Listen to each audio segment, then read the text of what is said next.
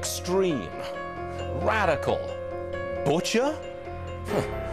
Sounds like the tagline to a horror movie, doesn't it? Too bad it's taxpayers getting chopped up.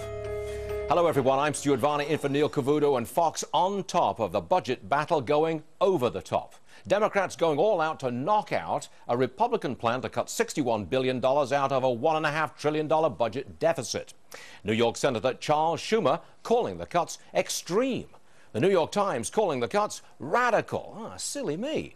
The $1.5 trillion is the number that really strikes me as radical. To Charles Payne, Jerry Willis, Adam Lashinsky, and Tom Belesis. First of all, to you, Charles, what do you say? Radical, yeah, 1.5 trillion, that's a radical number. 14 trillion, that's a radical number too. How about 45 million people on food stamps? That's pretty radical.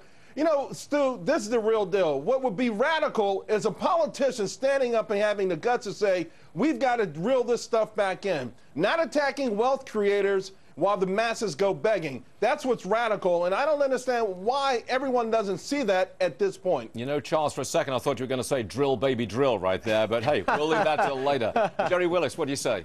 I say, hey, you know, the government is borrowing 40 cents of every dollar it spends. I say that's radical. That's crazy. This country has a spending problem, not a taxation problem. 43% of all of our revenues are actually going to these entitlement programs. By 2035, Stuart, 2035, all of our revenues will be sucked up by these entitlement programs and debt payments. All right, Tom Belesis, back to the basic question. $61 billion worth of cuts. Is that extreme? Is that radical, Tom? You know, Stuart, I agree with Jerry. I mean, talk about extreme. I mean, this is just pure hypocrisy from the other side. I mean, last week the president said tone down the rhetoric, yet, you know, they're creating multi-trillion-dollar deficits. They just added 200,000 federal jobs, and during a recession. I mean, it's hilarious. Adam, what do you say? I got confused for a moment there, Tom, as to who the other side was. I thought we were all on the same side here. And so the question is $60 billion, a big number? And I think your point is that, Stuart, is that it's not a big number, and I would agree with that. So where the Democrats and the Republicans are apart is somewhere between $30 billion and $60 billion. That's what they're fighting about. That's where the New York Times has said that the Republicans are being rigid because they're insisting on shutting down the government over this difference. If the point is, should we be paying attention to the $1 trillion, to the entitlement program problems, I would say yes, absolutely. If the debate is over these tens of billions, we should get on with business and get this budget passed and get on with the next important conversation. Charles? But here's the thing, Adam. You got to crawl before you walk and walk before you run. If we can't get over these small, minute billions, how would we ever tackle the trillions, rather? I mean, it just stands to reason that this is a game that's gotten so old and the clock is ticking, and we all know, everyone on this panel knows that the clock is ticking.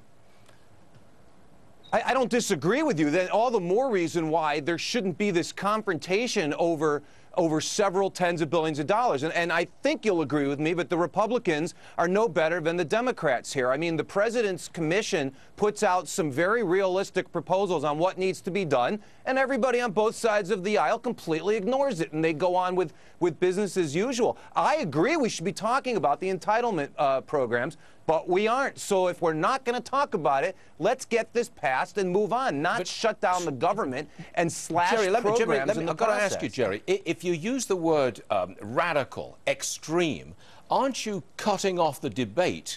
Because you're kind of demonizing the other side. You're cutting off the debate, and you're labeling people saying, hey, you know, these people make no sense. They're just reacting with emotion. But it's really the Democrats who are reacting with emotion right here. Yep. Tom? I agree with Jerry. I mean, let's look at it like this. I mean, the Republicans were elected in office and won the House because they're expected to cut the pork. And that's what they're doing. And now they're getting ridiculed for it. It's just not right. And, sorry, Charles, do you think we will ever get serious and start talking about cutting hundreds of billions or even trillions, Charles? What do you think?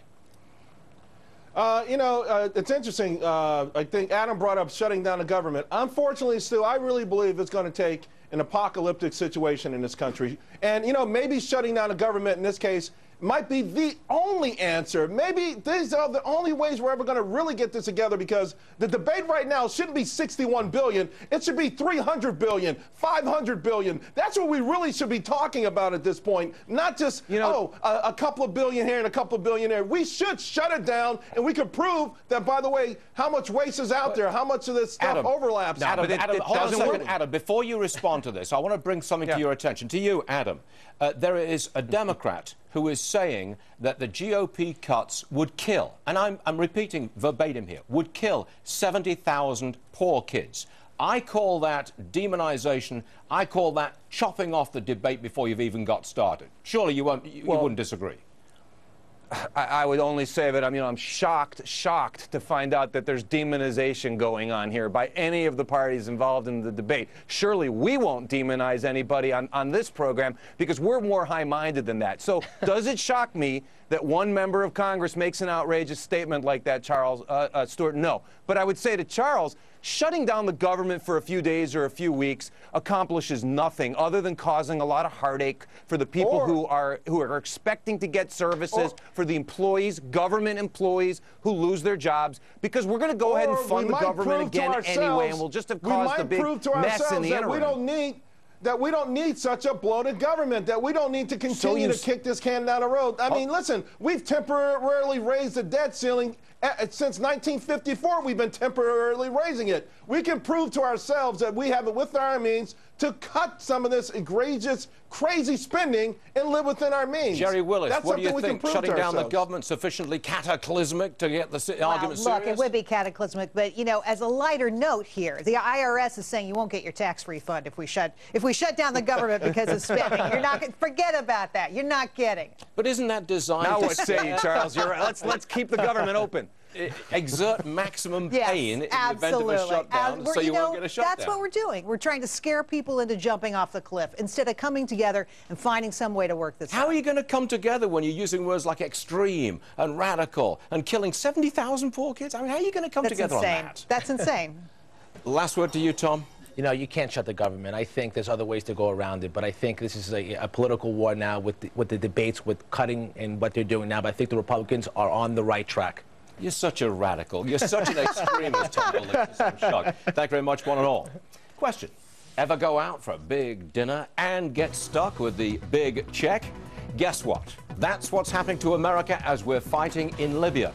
But no one else seems to be fighting over picking up the tab. There are a lot of questions out there about retirement.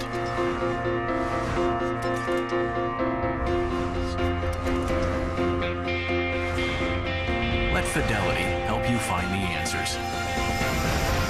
Our investment professionals work with you to help you make the most of your retirement and enjoy the life you've saved for. Fidelity Investments, where leading companies and millions of people go to get the real answers they need. Call today.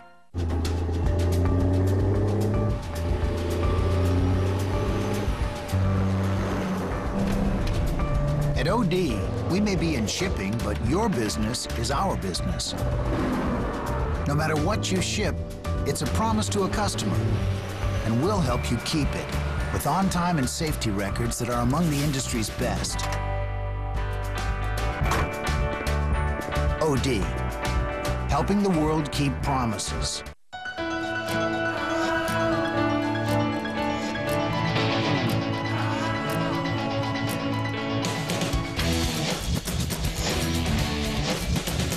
Help Brazil reduce its overall reliance on foreign imports with the launch of the country's largest petrochemical operation. When Emerson takes up the challenge, it's never been done before. It simply becomes, consider it solved. Emerson. You love your pet, but hate that awful breath. You need Plaque Attack. Plaque Attack blasts away harmful bacteria and loosens layers of plaque and tartar. Bad breath is not normal. Causes are bacteria, plaque, and oral disease that can lead to infections of the heart, kidney, and liver.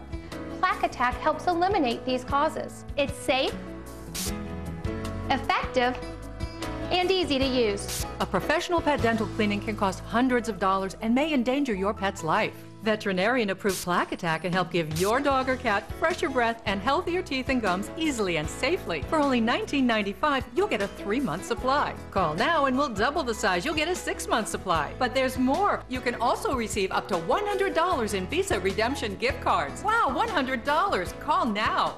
To order Plaque Attack for $19.95, call 1-800-631-2717. Call now and you can get 4 $25 Visa gift cards. Call 1-800-631-2717 now. This is Cameron. Yeah. This is Cameron's new job. We test security systems. This is his new boss. I get why she's a masterpiece. Woman's got 4 boobs and no mouth. This is Cameron's new girlfriend. Cam, this is my boyfriend Dutch. This is not Cameron's new girlfriend. Please! Fox presents a new comedy about high-level security in an entry-level job. And boom goes the dynamite. Sorry, but gotta haze the new guy. This is Breaking In. You may want to move it, though. They tow on Tuesdays. Series premiere next week on Fox. Live from America's News headquarters, hi everyone, I'm Jamie Colby. There's new and deadly violence over the burning of the Muslim holy book, and it's raging for a second day in Afghanistan. Demonstrators there are setting cars and shops on fire in Kandahar this morning. 5 civilians killed. And yesterday, an angry mob fired on a United Nations compound, killing 7 people there, 2 of the victims reportedly beheaded. The violence reportedly triggered in part by a U.S. pastor who burned a Quran last month in Florida. And there are serious new concerns at a crippled nuclear plant in Japan. A Japanese nuclear official is saying today that highly radioactive water is now leaking into the Pacific Ocean. It's seeping from a crack in a maintenance pit, and we're also learning the radiation level in the air above that leak has spiked to a level that could increase the risk of cancer. Workers still struggling to cool those reactors. I'm Jamie Colby, back to Cavuto on Business. Well, talk about getting stuck with the bill. The Pentagon says we're spending $55 million a day on this whole Libyan war that is not a war, a number that's probably on the low end. And we're still going to be shelling out the dough, even though we've passed off control of the non-war to our NATO allies. And get this, the Arab League, which pushed the non-war, is bashing America in this non-war. It's not required to pay anything. Jerry, this is a bad check. Well, it's not required to pay a dime. The Arab League said, hey, let's have a no-fly zone. We're in favor of that, but we're not going to give you any money for it. In the meantime, they're going to make $1 trillion this year from oil profits because oil has gone through $100 a barrel. So that's not good news. Those 22 nations in the Arab League, they're really benefiting from the work we're doing over there and our allies, because if we're going to bring peace to the region, it's going to be more stable, yet we're footing the bill. So should we charge them? Yes. Charles Payne, should we charge them? Yeah, well, we should charge them, but also, you know, Italy, Greece, Italy, France. Let's be honest. I mean, they needed this more than anybody needed this. Yeah, and I don't know if we're returning a favor or what exactly is going on. By the way, this is looking already like the Bay of Pigs 2011 version, and so this $55 million number is going to go a lot higher because we're going to have to send more Tomahawks to try to turn this thing around.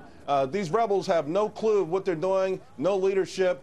But the whole thing is really very, very interesting. This war that's not a war, and the fact that we're once again footing the bill, and we really don't, still at this point, despite the president's address, we're still not sure why we're over there. All right, Tom, how do you feel about paying for a non-war, which we're not leading? Well, Stuart, I think we have to face reality here. I mean, this is old news, but to look at it like this, I mean, the aspect of the U.S. always carries a disproportionate burden of all defense costs. I mean, this is not the way to fight a war.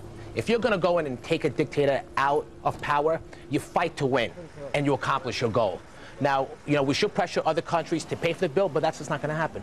All right. Adam, how are you happy with paying for a non-war which we're not leading?